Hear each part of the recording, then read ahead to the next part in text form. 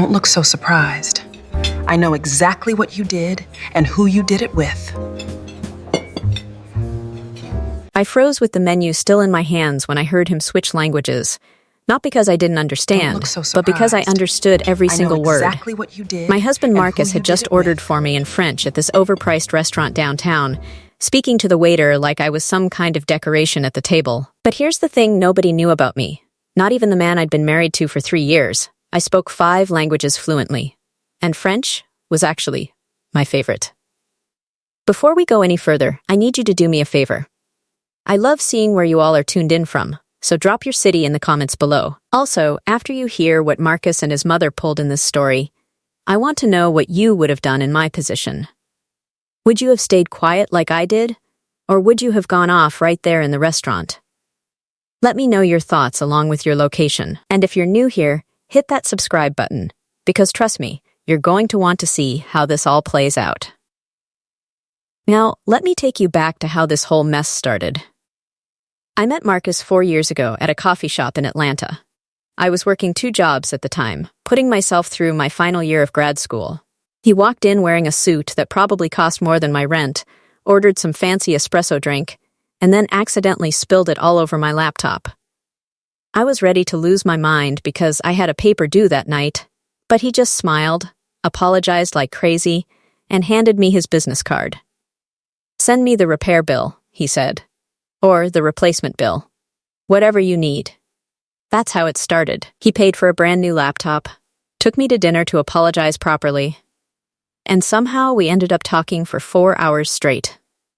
Marcus was charming, successful, and honestly, he made me feel seen in a way nobody ever had before. He was a financial consultant who worked with international clients, traveled all the time, and spoke multiple languages for business. That last part should have been my first clue about what was coming, but I was too busy falling for him to notice the red flags. We got married a year later. Quick, I know. But when you're in love, you don't always think straight. The wedding was beautiful, expensive, and completely planned by his mother, Diane. That woman showed up to every planning meeting with her own ideas, her own opinions, and absolutely zero interest in what I wanted. I wanted something small and intimate. She wanted a spectacle. Guess which one we got? Marcus deserves the best, she told me during one particularly brutal cake tasting session. And the best doesn't come cheap or simple, dear. I should have said something right then. Should have told her that Marcus was marrying me, not her bank account's idea of perfection. But I kept my mouth shut because I didn't want to start drama before the wedding. That was my first mistake. The second mistake was not paying attention to how Marcus changed after we got married. During our dating phase, he was attentive, sweet, and treated me like I mattered. But once that ring was on my finger, something shifted. He started making little comments about my clothes, my hair, the way I talked. Nothing too harsh at first, just small corrections here and there. "Baby, maybe wear the blue dress tonight instead of that one," he'd say when we were getting ready for his work events. "It's more appropriate." Or, you don't have to share so many opinions at dinner. Sometimes it's better to just smile and listen. I brushed it off as him wanting me to make a good impression on his colleagues. I told myself he was trying to help me fit into his world. But deep down, I felt myself getting smaller and smaller, like I was shrinking to fit into whatever box he and his mother had designed for me. Diane was a whole other level of exhausting. That woman called Marcus every single day, sometimes twice a day, and always had something to say about our life. Our apartment wasn't in the right neighborhood. Our furniture wasn't sophisticated enough. I wasn't cooking the right meals or hosting proper dinner parties. According to her, I was basically failing at being the wife her precious son deserved. Marcus is used to a certain standard, she told me one afternoon when she showed up unannounced at our place. His father and I raised him with culture, with refinement. I just want to make sure you're able to provide that same environment for him. I smiled through gritted teeth and nodded. But inside I was screaming, who the hell did this woman think she was? I had 2 master's degrees, spoke 5 languages, and had worked my tail off to get where I was. But to Diane, I was just the girl from the wrong side of town who somehow trapped her son into marriage. Marcus never defended me. Not once. Whenever his mother made one of her little digs, he'd just change the subject or pretend he didn't hear it. That hurt worse than anything she could say because it meant he agreed with her. He just didn't have the guts to say it to my face. Things got worse about 6 months into the marriage. Marcus started traveling more for work, and when he came back, he was different. Distant. Cold. He'd barely talk to me beyond the basics. Spent most of his time in his home office on calls I wasn't allowed to interrupt, and started going out with his friends without even telling me first. "I don't need to check in with you about every little thing," he said when I finally confronted him about it. "I'm a grown man, not a child." "I'm not asking you to check in," I shot back. "I'm asking you to respect me enough to let me know when you're not coming home for dinner." Is that too much to ask? He just stared at me like I was being ridiculous, then grabbed his keys and left. Didn't come back until after midnight. No apology, no explanation, nothing. That's when I started to realize that this marriage was nothing like what I'd signed up for. I wasn't a partner to Marcus. I was an accessory. Something pretty to have on his arm at events. Someone to manage the house and smile at his mother's horrible comments. But not someone whose thoughts or feelings actually mattered. I thought about leaving. I really did. But every time I got close to making that decision, I'd remember the good times we had at the beginning. I'd remember the man who spilled coffee on my laptop and stayed up all night helping me rewrite my paper. I kept hoping that man would come back. He never did. Instead, I got the version of Marcus that showed up that night at the restaurant. It was supposed to be our 3rd anniversary dinner, and he'd made reservations at this fancy French place downtown. I got dressed up, did my hair and makeup, even wore the dress he'd bought me for my birthday, because I thought maybe, just maybe, we could have one nice evening together. Diane had called him twice before we even left the house, both times to remind him about some family event next weekend that I apparently wasn't informed about. He took both calls, spending a total of 30 minutes talking to her while I sat on the couch waiting. By the time we finally left, I was already annoyed, but I pushed it down. Anniversary dinner. Special night. Don't start a fight. We got to the restaurant and the waiter seated us at a table by the window. Nice view, candlelight, the whole romantic setup. Marcus barely looked at me as he opened his menu. Didn't compliment my dress. Didn't acknowledge the effort I'd put into looking nice for him. Nothing. The waiter came over, this young French guy with an accent, and asked if we were ready to order. That's when Marcus did it. He started speaking in French, completely ignoring me, ordering for both of us without even asking what I wanted. I sat there watching him, listening to every word, and my blood started to boil. He wasn't just ordering food. He was talking about me. "My wife doesn't really understand fine dining," he said to the waiter in perfect French. "She grew up eating simple food, so I have to order for her. She wouldn't know what half of these dishes are anyway." The waiter looked uncomfortable, but nodded politely. Marcus kept going. "Between you and me, I probably should have married someone with more sophistication, but here we are. Just bring her something basic. She'll eat whatever I tell her to eat." I felt my face get hot. My hands started shaking under the table. This man I had married, was sitting across from me disrespecting me to a complete stranger, thinking I had no idea what he was saying. Thinking I was too stupid, too uncultured, too beneath him to understand. The waiter finished writing down the order and looked at me with something like pity in his eyes before walking away. Marcus smiled at me then, this fake, condescending smile. "I ordered you the chicken," he said in English. "It's very good here. Simple, but good. I think you'll like it." I wanted to throw my water in his face. I wanted to get up and walk out right then. But something stopped me. Maybe it was pride. Maybe it was shock. But I decided in that moment that I wasn't going to give him the satisfaction of seeing me upset. I was going to play this smart. Thank you, baby, I said sweetly. That sounds perfect. He looked surprised for a second, like he expected me to complain about him ordering for me. But then he just nodded and went back to looking at his phone. The food came about 20 minutes later.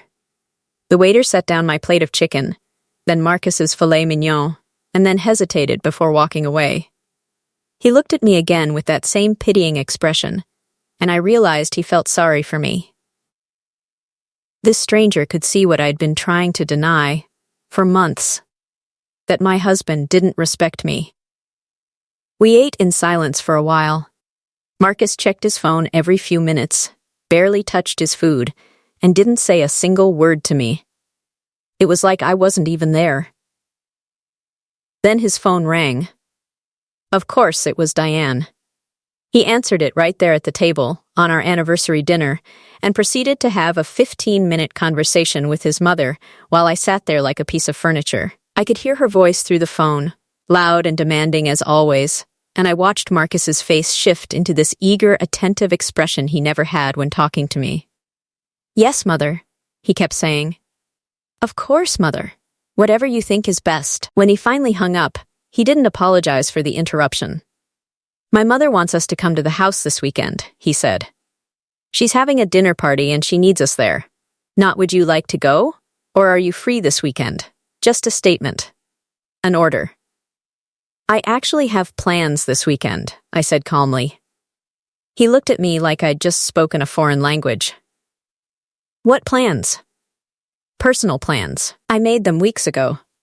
His jaw tightened. Cancel them. My mother is expecting us. Then you can go without me. The look on his face right then was something I'd never seen before. Pure rage mixed with disbelief. How dare I, his simple little wife who didn't understand fine dining, defy him? We're going together, he said through clenched teeth. End of discussion. Actually, I said, still keeping my voice sweet and calm, it's not the end of discussion. Because I'm not going. You can tell Diane I send my regrets. Part 2 coming. I watched Marcus's face turn red. He set down his fork slowly, deliberately, like he was trying to control himself.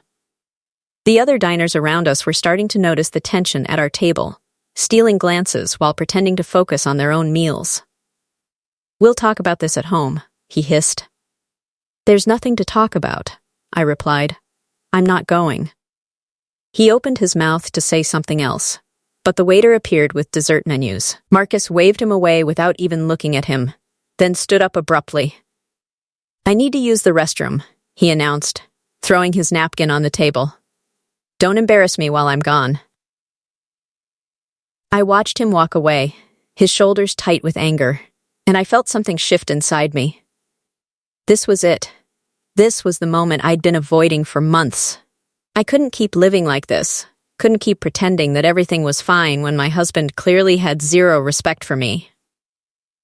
When the waiter came back to check on us, I did something I'd been holding back all night.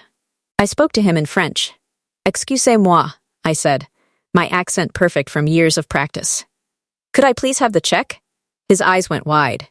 You speak French? Couramment, I replied. Fluently. I also understood every single word my husband said to you earlier, about me being too simple to understand fine dining, about how he should have married someone more sophisticated. The waiter's face flushed with embarrassment. Madam,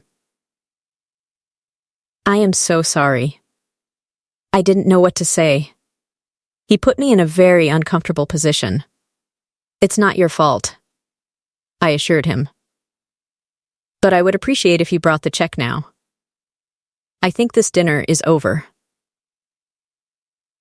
He nodded quickly and hurried away. I pulled out my phone and ordered an Uber. By the time Marcus came back from the bathroom, looking slightly calmer but still annoyed, I had my purse in my lap and my coat over my arm. What are you doing? He asked. Going home, I said simply. The check hasn't even come yet. I already asked for it. In French. Couramment. I watched the color drain from his face as he realized what I'd just said. He knew that word. He understood exactly what I was telling him. You speak French? He whispered.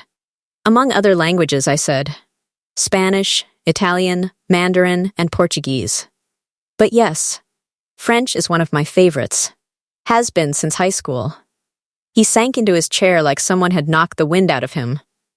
Why didn't you tell me? I laughed, but it wasn't a happy sound. Why didn't I tell you? Marcus, when exactly would I have told you? During one of our conversations where you're actually interested in what I have to say? Oh wait, we don't have those anymore. Or maybe I should have mentioned it while you were ordering for me tonight, treating me like I'm too stupid to read a menu? I was just what? Just humiliating me to a stranger? Just making sure that waiter knew how beneath you I am? Just reminding yourself why you settled for someone so simple? The waiter appeared with the check, set it down quickly, and practically ran away. I didn't blame him. The tension at our table was thick enough to cut with a knife. Marcus reached for the check, but I grabbed it first. I've got this one, I said. Consider it my anniversary gift to myself. A reminder that I can take care of my own damn self. I pulled out my credit card, the one I'd kept separate from our joint account, the one I used for my own personal expenses, and set it on top of the check. Marcus just stared at me like he'd never seen me before. We need to talk about this at home, he finally said. No, we really don't. I think I've heard enough for one lifetime. My Uber notification pinged. The car was 2 minutes away. I stood up, and Marcus grabbed my wrist. Not hard, but firm enough to stop me from leaving.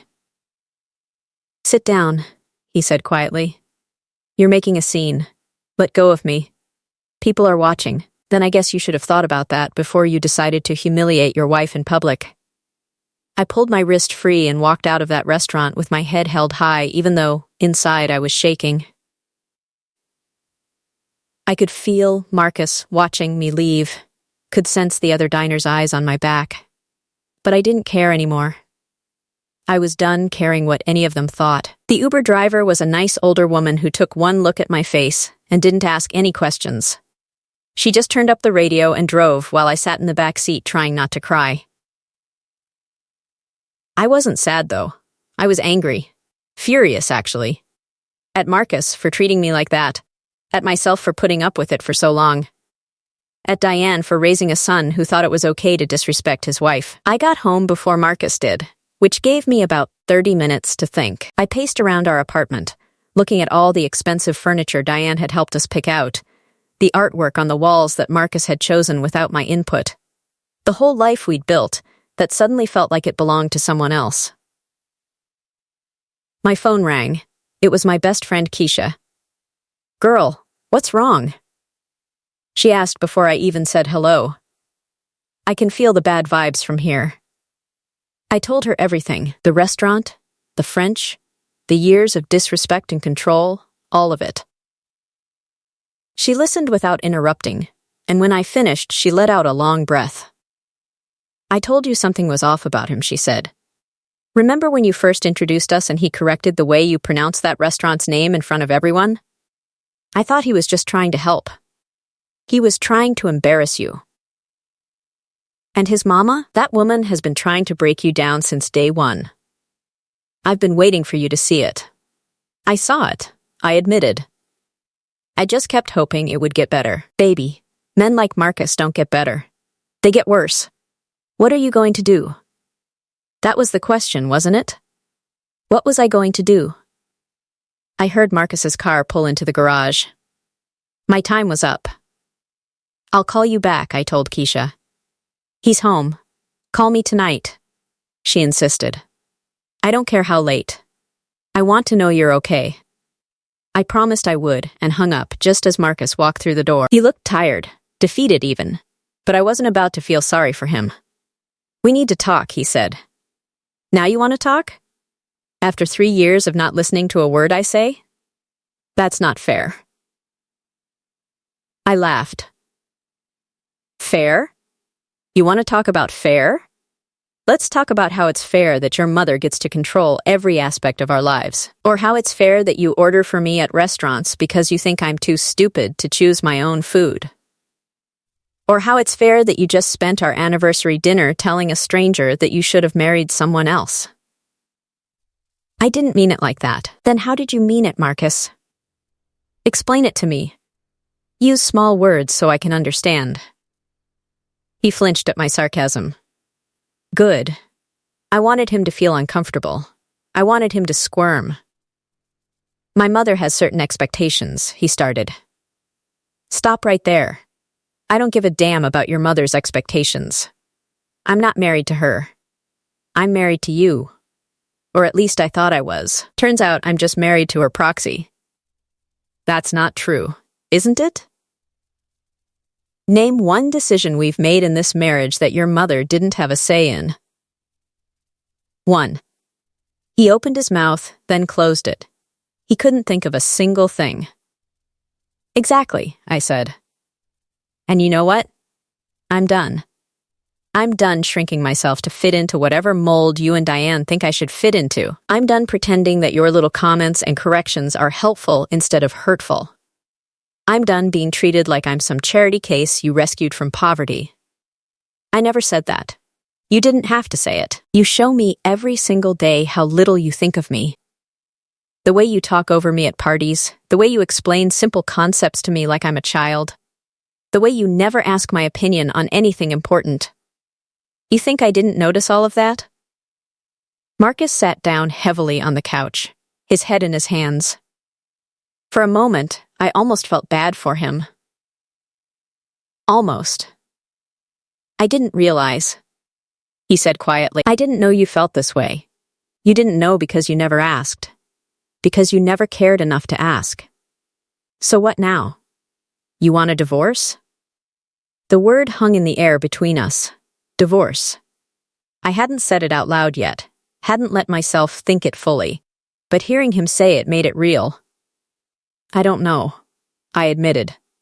But I know I can't keep living like this. Something has to change. I can change, he said quickly. I can do better.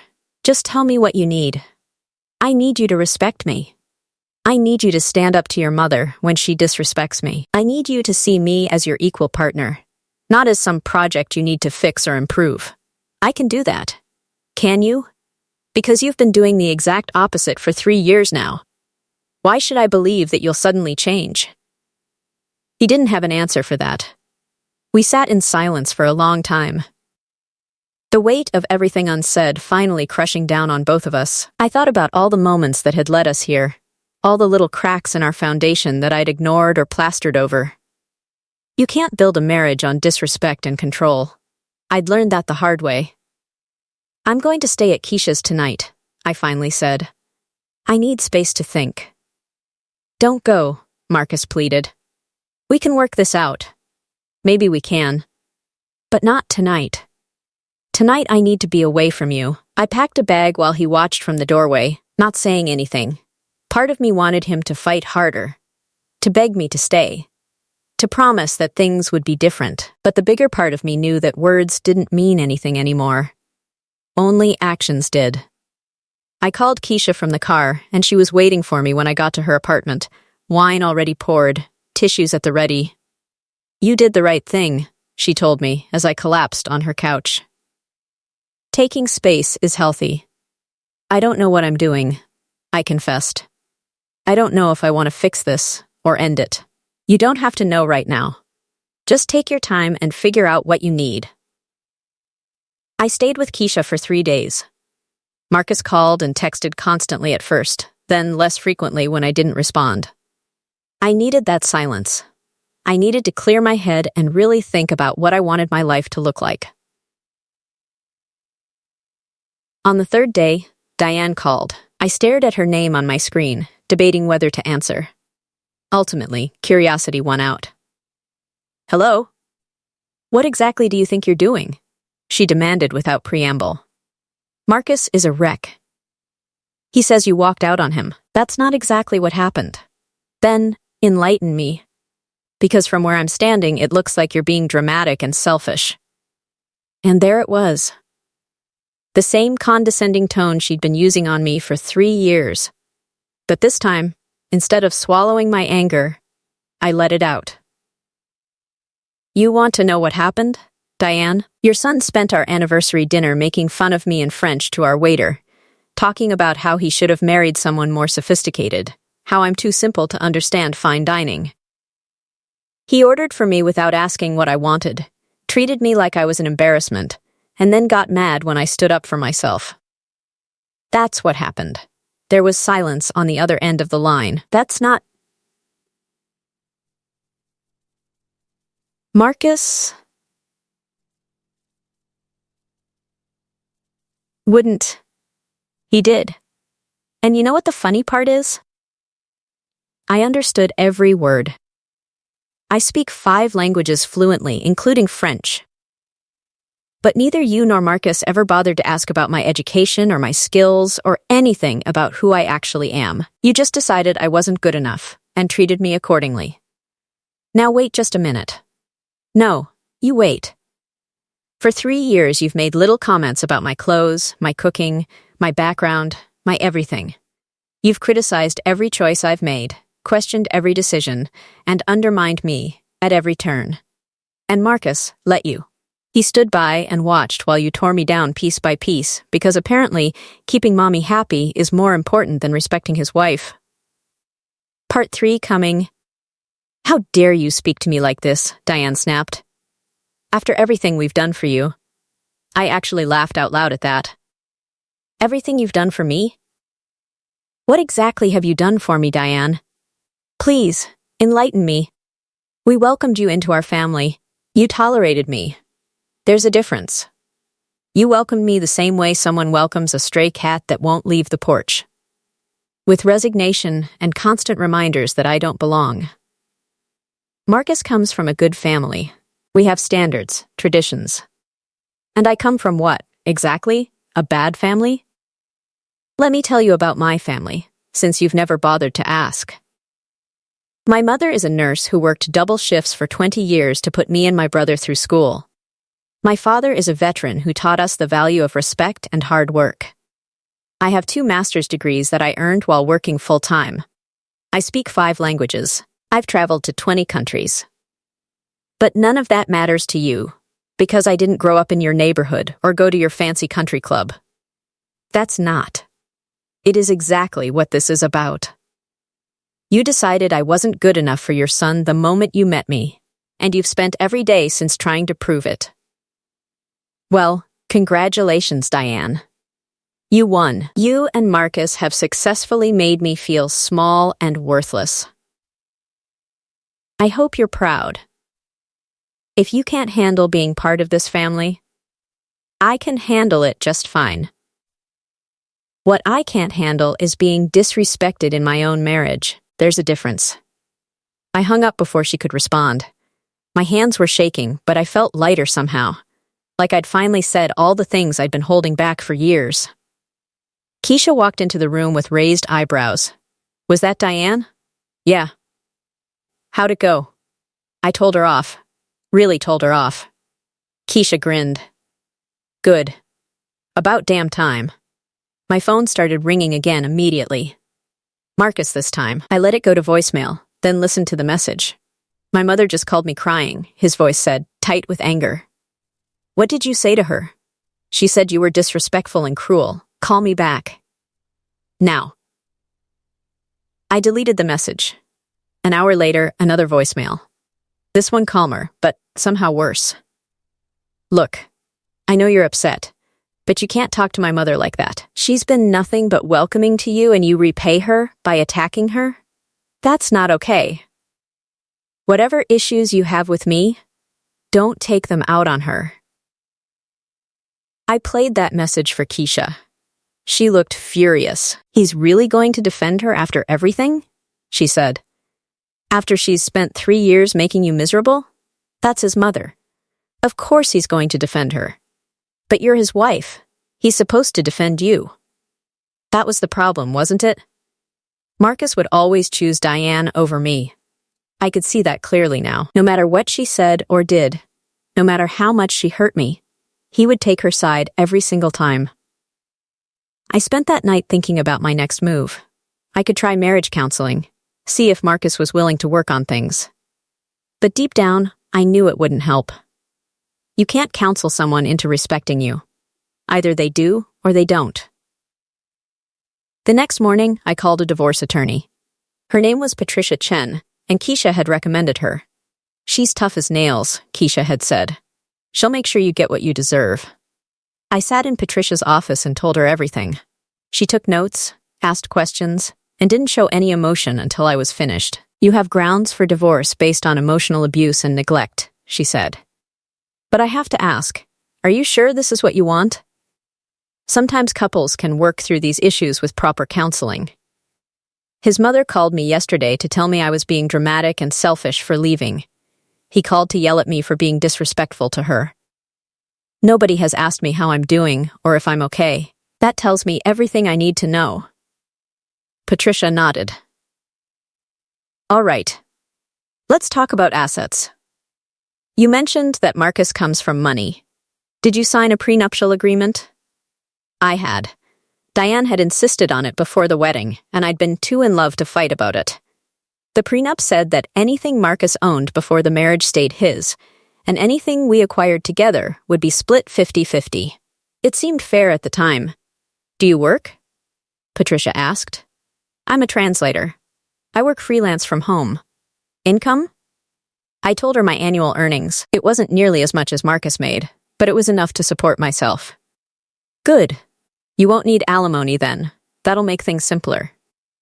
What about property? Do you own the apartment together? It's in his name. It was his before we got married. Patricia made a note. We'll need to go through everything and figure out what you're entitled to. But I'll be honest with you, if the prenup is solid, you're probably not going to walk away with much beyond your personal belongings and maybe half of any joint savings. I don't care about the money, I said. I just want out. I understand. But you should care about the money. At least a little bit. You'll need resources to start over. Let me review the prenup and we'll talk about strategy. I left her office feeling both relieved and terrified. This was really happening. I was getting divorced. I went back to the apartment while Marcus was at work to get more of my things. I was packing up my office when I found something interesting. A folder labeled Mother's Expectations in Marcus's desk drawer. I know I shouldn't have looked. It was an invasion of privacy. But after everything that had happened, I didn't care anymore. Inside were pages and pages of notes, all in Diane's handwriting. Instructions on how Marcus should manage me, what I should wear, how I should act, what topics I should avoid at social gatherings. There were meal plans, exercise routines, even a list of phrases I should use when talking to Marcus's colleagues. Always defer to Marcus in public. Dress conservatively but fashionably, nothing too flashy. Don't discuss politics, religion, or anything controversial. Smile and nod when you don't understand something. I felt sick reading it. This wasn't just Diane being controlling. This was Marcus actively participating in molding me into whatever they thought I should be. He'd had this folder the whole time, following his mother's instructions like a playbook. I took pictures of every page with my phone, then sent them to Patricia. She called me back within 10 minutes. This is gold, she said. This shows a pattern of emotional manipulation and control. It strengthens your case significantly. I just feel disgusted, I told her. 3 years of my life, and I was basically just a project to them. I'm sorry you're going through this. But I promise you, we're going to make sure you come out of this okay. I finished packing and was loading boxes into my car when Marcus came home early. He pulled into the garage just as I was closing my trunk. What are you doing? He asked, getting out of his car. Getting my things. You're really doing this? You're really going to throw away our marriage over one argument? One argument? I repeated. Marcus, this isn't about one argument. This is about 3 years of being controlled and disrespected. This is about the folder in your desk with your mother's instructions on how to manage me. This is about you never, not once, standing up for me or treating me like an equal partner. His face went pale. You went through my desk?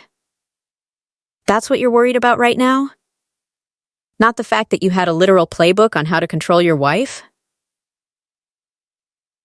It wasn't like that. My mother was just trying to help. Help with what, Marcus? Help you turn me into some submissive robot who doesn't have opinions or thoughts of her own? Help you mold me into whatever fantasy wife you and Diane cooked up? You're twisting this. I'm seeing it clearly for the first time. And I'm done. I got in my car, but Marcus stood in front of it, blocking me in. Move, I said through the window. We can fix this. I'll talk to my mother. I'll tell her to back off. You should have done that 3 years ago. It's too late now. Please, he said, and I heard real desperation in his voice. Don't do this. I love you. You love the idea of me. The version of me that you and your mother created. But you don't love the real me. You don't even know who the real me is. I honked the horn until he moved out of the way, then drove off without looking back. The divorce process took 4 months. Patricia was right. The prenup was solid, so I didn't get much financially. But I didn't care. What I got was my freedom, my self-respect, and my life back. Marcus fought the divorce at first, sending me long emails about how we could work things out, how he'd change, how he'd talk to his mother. But when I didn't respond, he eventually gave up and let his lawyer handle everything. The final hearing was quick. We sat on opposite sides of the courtroom, not looking at each other. Diane was there too, sitting behind Marcus, glaring at me the whole time. I ignored her. When the judge asked if there was any chance of reconciliation, I said no without hesitation. Marcus didn't say anything. The divorce was granted. I walked out of that courtroom a single woman, and it felt like I could breathe for the first time in years. A week later, I was at a cafe working on a translation project when I got a call from an unknown number. Hello? Hi, is this the translator who speaks 5 languages? A woman's voice asked. Yes, who's calling? My name is Dr. Sarah Morrison. I run an international consulting firm, and I got your number from Patricia Chen. She said you might be looking for new opportunities. I sat up straighter. I'm listening. We need someone who can handle high-level translations and interpretation for our clients, mostly French, Spanish, and Mandarin. The pay is excellent, and there's a lot of travel involved. Would you be interested in interviewing? Would I be interested? This was exactly the kind of opportunity I'd put on hold when I married Marcus. He'd never wanted me to travel for work, said it wasn't appropriate for his wife to be gone all the time. I'm very interested, I said. I got the job. 2 weeks later, I was on a plane to Paris for my first assignment. I sat in business class, looking out the window at the clouds below, and thought about how different my life looked now. No more walking on eggshells. No more shrinking myself. No more pretending to be less than I was just to make someone else comfortable. I pulled out my phone and posted a picture of my boarding pass to social media with the caption, New Beginnings. Within minutes, comments started pouring in. Friends congratulating me, former classmates asking about my new job, even some people from my old neighborhood saying they were proud of me. And then I saw it. A comment from Marcus. Guess you got what you wanted. I stared at it for a moment, then deleted it without responding. He didn't get to have the last word anymore. 6 months into my new job, I was thriving. The work was challenging and rewarding. I was making more money than I ever had, and I was meeting incredible people from all over the world. I'd traveled to 9 countries in 6 months, handled translations for major international deals, and even been featured in a professional journal for my work. I was having drinks with some colleagues after a conference in Barcelona when I got a message from Keisha. Girl, you need to see this. She'd sent a screenshot of a social media post. It was from Marcus's cousin, someone I'd been friends with during the marriage. The post was a picture of Marcus and Diane at some family event, with a long caption about family values and the importance of choosing the right partner. but the comments were what Keisha wanted me to see. Someone had written, "Didn't Marcus just get divorced?" The cousin had responded, "Yes. Unfortunately, he married someone who wasn't ready for the commitment and responsibility that comes with being part of our family." I laughed out loud, startling my colleagues. "Everything okay?" one of them asked. "Better than okay," I said. Just got reminded of why I made the best decision of my life. I didn't respond to the post, didn't defend myself or correct the narrative. I'd learned that some people will always believe what they want to believe, and I didn't owe anyone an explanation. I did, however, post my own update later that night, a picture from the conference, surrounded by international colleagues, with the caption, "Grateful for opportunities that let me be fully myself. Here's to growth, authenticity, and knowing your worth." The post got hundreds of likes, including from people I'd gone to grad school with, former professors, and even some of Marcus's old colleagues who'd quietly reached out to support me after the divorce. A year after the divorce was finalized, I was in Tokyo for a month-long assignment when I met someone. His name was David. He was a British expat working in international development, and we met at a networking event for multilingual professionals. "You're the translator everyone's been talking about," he said when we were introduced. 5 languages, right? 6 now, I corrected. I just started learning Japanese. Impressive. I only speak 3, and I'm terrible at all of them. I laughed. He was funny, self-deprecating, and genuinely interested in hearing about my work. We talked for hours that night, and when we finally said goodbye, he asked if he could take me to dinner the next evening. "I'd like that," I said. On our 3rd date, I told him about Marcus and the divorce. I was nervous about it. Would he think I was damaged goods? Would he judge me for staying as long as I did? But David just listened, really listened. And when I finished, he said, "I'm glad you got out. Life's too short to be with someone who doesn't see your value. You don't think I should have tried harder to make it work? Why? So you could spend the rest of your life being diminished? No. You did the brave thing. You chose yourself." I felt tears well up in my eyes. Nobody had said that to me before. Everyone else had questioned my decision, suggested counseling, asked if I was sure I wanted to give up on my marriage. But David understood. We took things slow. I was still healing, still learning to trust again, and he respected that. He never tried to control what I wore or how I spoke. He asked my opinions and actually listened to my answers. He was proud of my work instead of threatened by it. 6 months into dating, we were having dinner at his apartment when he asked, "Have you ever thought about living abroad permanently?" "I've thought about it," I admitted. "Why?" "My company is opening a new office in Singapore. They want me to run it. It's a 2-year contract, maybe longer." My heart sank. Just when I'd found someone good, he was leaving. "When do you go?" I asked, trying to keep my voice steady. "I haven't accepted yet. I wanted to talk to you first." "Why?" "We've only been dating for 6 months." "Because I'm falling for you," he said simply, "and I don't want to make a major life decision without considering how it affects us." I was stunned. Marcus had made every major decision in our marriage without consulting me, and here was David, who I'd only been dating for half a year, asking for my input. "What are you thinking?" I asked carefully. "I'm thinking that Singapore needs translators. Good ones. And that maybe, if you were interested, you could come with me. Not because you're following me, but because it could be good for both our careers." That's a big move. It is.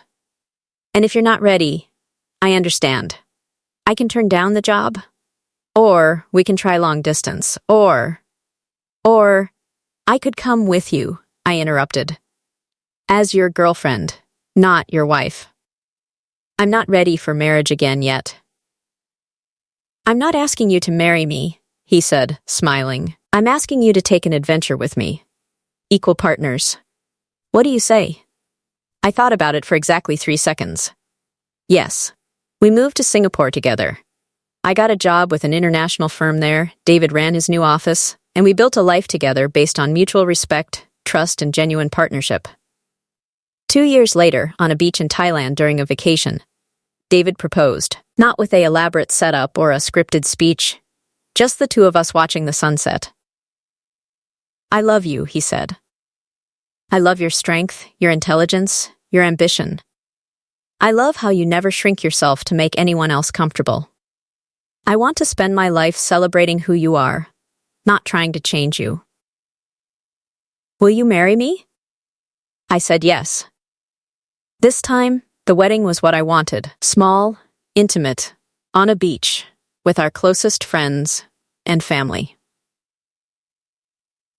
No Diane dictating the details, no pressure to impress anyone.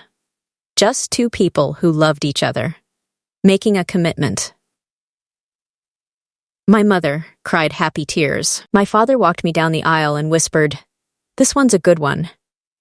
I'm proud of you for knowing the difference." I caught up with Keisha at the reception.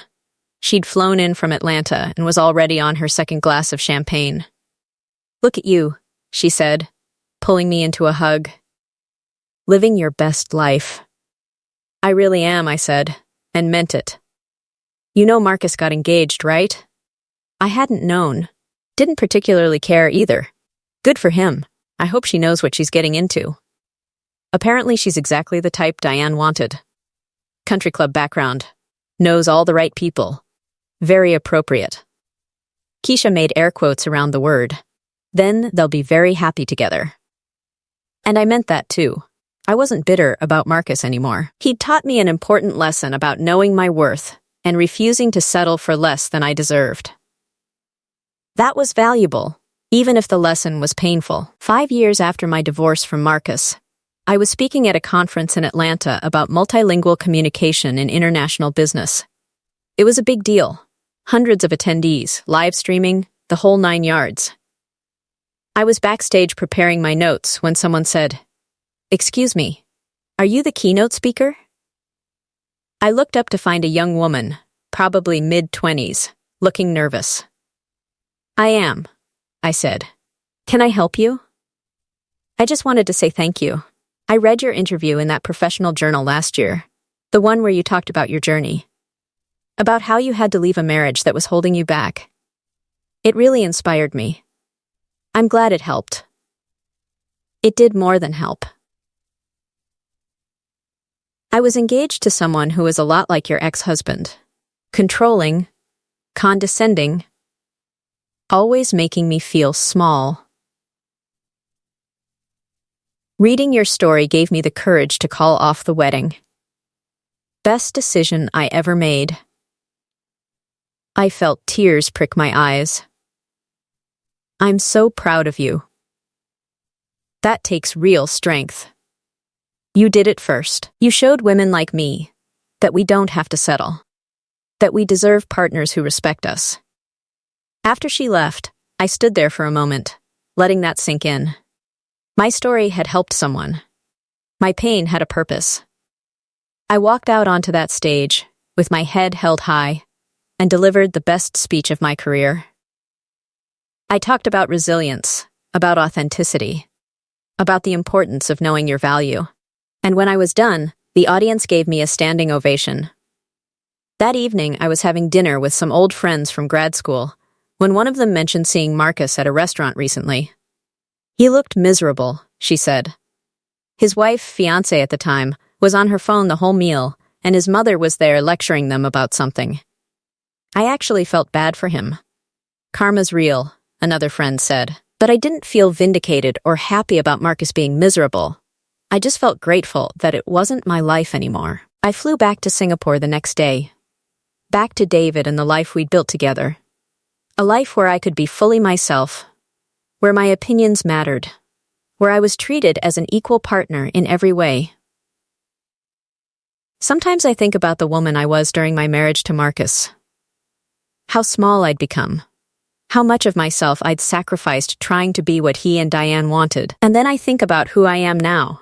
Confident, successful, genuinely happy. The difference is staggering. People ask me sometimes if I regret the 3 years I spent with Marcus. I don't. Those years taught me what I wouldn't accept, what I deserved, and what true partnership should look like. They taught me to value myself enough to walk away from anything that diminishes me. And that lesson? That was worth every painful moment. Last week, I got a message from an unknown number. I almost deleted it, but something made me open it. I'm sorry. That was it. Just those 2 words. I didn't recognize the number, but somehow I knew it was Marcus. Maybe he'd seen my conference speech online. Maybe he'd heard about my success. Maybe he'd finally realized what he'd lost. I stared at that message for a long time, thinking about what to say. Part of me wanted to respond with something cutting, something that would make him feel as small as he'd made me feel. But that's not who I am anymore. I typed out a response. I forgive you. I hope you find happiness. Then I deleted it without sending. He didn't need my forgiveness. I'd already moved on, already built a beautiful life without him. That was the best response I could give. I put my phone away and joined David on our balcony, where he was setting up dinner. He'd cooked my favorite meal, lit candles, and was pouring wine. "What's the occasion?" I asked. "No occasion. Just wanted to do something nice for my wife." My wife. Not his mother's vision of what a wife should be, but me. Exactly as I am. I kissed him and sat down to dinner, looking out at the Singapore skyline, thinking about how far I'd come from that restaurant in Atlanta, where Marcus had spoken about me in French, thinking I'd never understand. I understood everything now. I understood my worth, my strength, and my right to be treated with respect. And I understood that the best revenge isn't revenge at all. It's living well,